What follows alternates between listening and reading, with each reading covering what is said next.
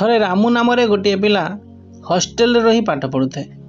ଖରା ଛୁଟି ହେଲା ପରେ ସେ ତାଙ୍କ ଘରକୁ ଯାଇଥିଲା।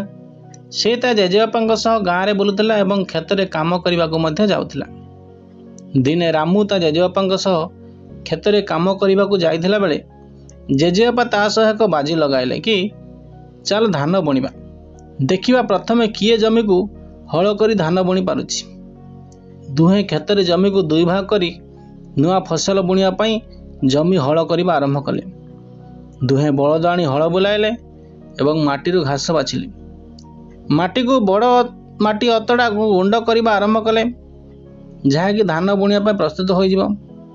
65 ବର୍ଷ ବୟସରେ ଜେଜେବାପା ନିଜ କାମ ବନ୍ଦ ନ କରି ଏବଂ ଥକି ନ ଯାଇ କାମ କରି ଚାଲିଥିଲେ। କିନ୍ତୁ 17 ବର୍ଷ ବୟସର ରାମୁ ତା କାମ କରିବା ସମୟରେ ଥକି ଯାଉଥିଲା। ସେ ବାରମ୍ବାର ବିଶ୍ରାମ ନେଉଥିଲା ଆଉ କାମ କେତେ କଷ୍ଟ ବୋଲି କହୁଥିଲା।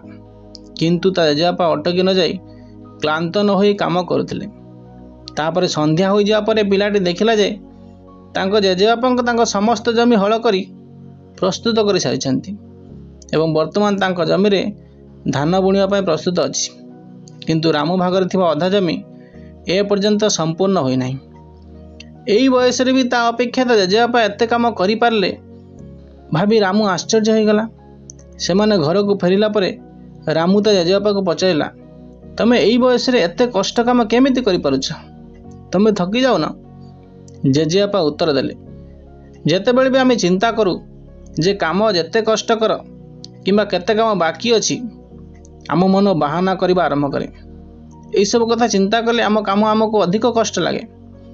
ଏହା ବୁଦ୍ଧିମାନର କାମ ଯେ ଆମେ ସ୍ଥିର କରିଥିବା କାର୍ଯ୍ୟ ବିଷୟରେ ଅଧିକ ଚିନ୍ତା କରିବା ଉଚିତ ନୁହେଁ ଏବଂ ସେହି କାର୍ଯ୍ୟ ଜାରି ରଖିବା ଉଚିତ।